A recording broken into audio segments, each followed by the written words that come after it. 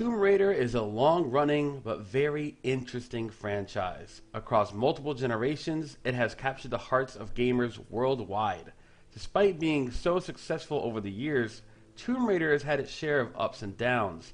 Does anybody remember Angel of Darkness? It seems that Lara Croft is a survivor in every sense of the word. This didn't happen by accident. A few years ago, Crystal Dynamics took everything we knew about the Tomb Raider franchise and rebooted it with an excellent action-adventure rebirth for Lara Croft. A new trilogy was born, and the fervor for Tomb Raider was renewed again. Shadow of the Tomb Raider is the culmination of everything that came before in terms of its story, and a healthy sampling of the recent trend in modern AAA game development. Shadow of the Tomb Raider is a third-person action-adventure. You play as Lara on her quest to stop Trinity from causing destruction and ruin on a global scale. You will platform through deadly tombs, sneak in the shadows and pick off armed mercenaries, hunt wild animals, and spelunk for crafting resources. Everything you discover, kill, or scavenge all gives you XP that can be used on a rather large skill tree. The skill tree itself is divided into 3 different trees, one based on survival, one based on combat, and one based on resource management. Nothing in that description by itself is revolutionary. None of it is even novel. Shadow of the Tomb Raider doesn't add anything new to the third-person action RPG genre at all. That fact, however, does nothing to impact how incredible this experience is to play in any way, shape, or form. Shadow of the Tomb Raider is an evolution of the mechanics from the previous 2 entries in the franchise. Everything about them is back, bigger, and more refined than anything that came before. Challenge tombs and the crypts are back, and they are varied, long, and satisfying to discover. They have a lot of puzzles, and the environmental exploration feels very satisfying to play through, and the combat also has seen some significant improvements. Whereas before, the challenge tombs were probably the highlight of the game. Finding them, exploring them, hearing their backstory, reading about the artifacts, and combat was, for me, kind of where the games fell off a bit. Shadow of the Tomb Raider goes a long way into improving the combat. You have new mechanics, much better stealth, and overall, the combat being better just kind of makes the entire package much more cohesive as a whole. Plot-wise, Shadow starts only a handful of months after the conclusion of Rise, and takes its time to really ramp up the action. Shadow of the Tomb Raider spends a good chunk of time up front with its story and characters. Lara and her trusted companion Jonah, played by Camilla Luddington and Earl Balin, respectively bring a layer of care to these characters that is a clear step up from the previous games. I'm not knocking the previous game's storylines, but the improvement to their performances, especially in the quiet moments, really takes off in exciting ways. Jonah is a great supporting character who helps Lara, but also challenges her stubborn mentality and eagerness to jump into trouble head first. Their relationship leads to some of the most tense, exciting, and rewarding story beats in Tomb Raider history. Their relationship feels real. When they argue, it feels bad. As a player, I didn't feel right in my stomach, and the discomfort was something I never expected from any game, let alone a Tomb Raider title. It really goes a long way to improving and pulling you into the experience.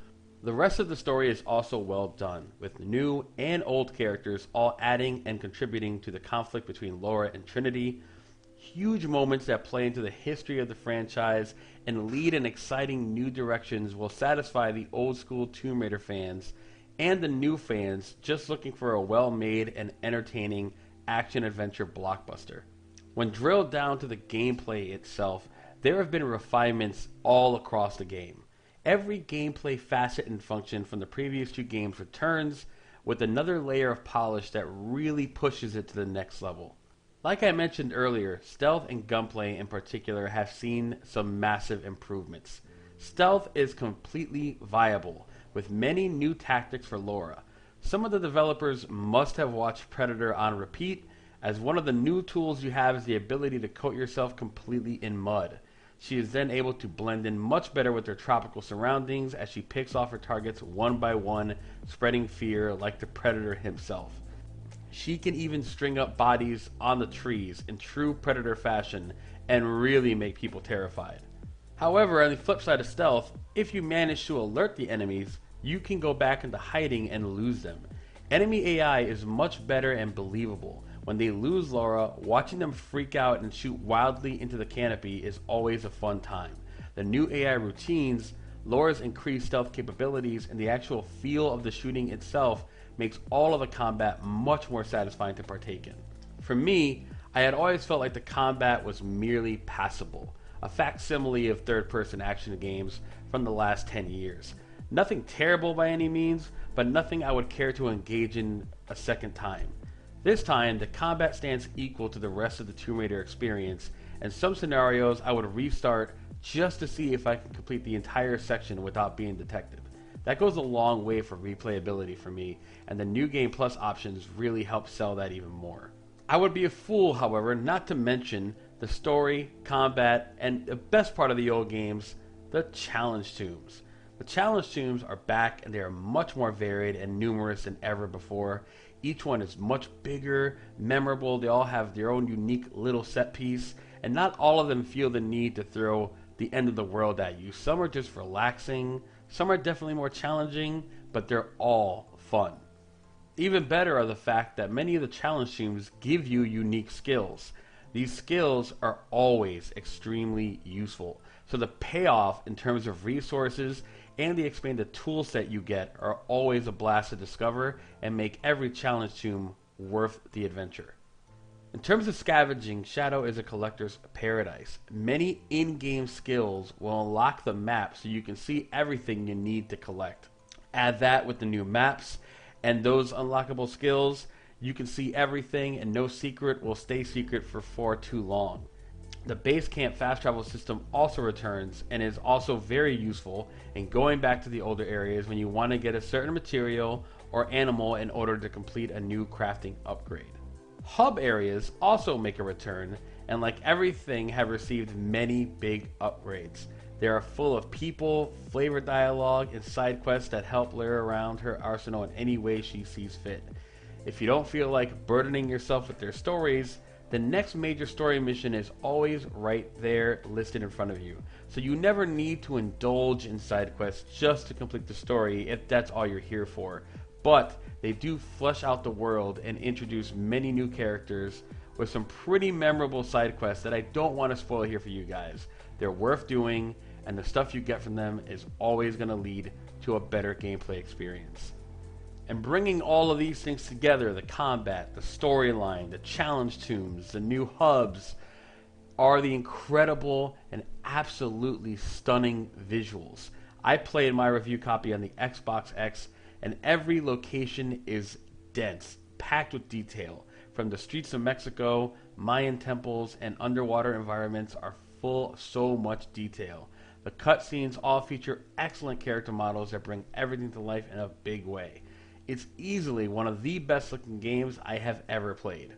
It also features a robust photo mode, so I can't imagine that some players will spend hours capturing the perfect shot in their adventures to the wild.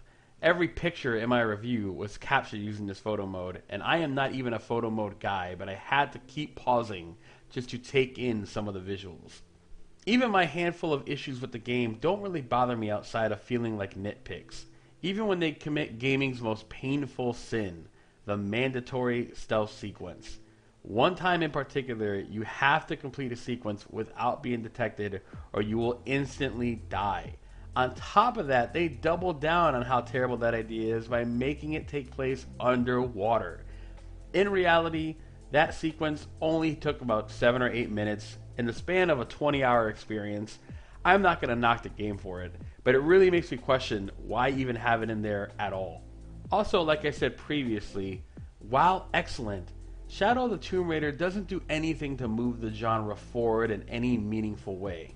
I am not going to hold that against this game at all. It's just something I thought to myself while I was reflecting on my time with it. I'm not holding it back. I'm not saying it's bad, everybody. But that's just something I felt, and I started to feel it with a lot of games, not just Tomb Raider. But it is something that I had in mind while I was playing it.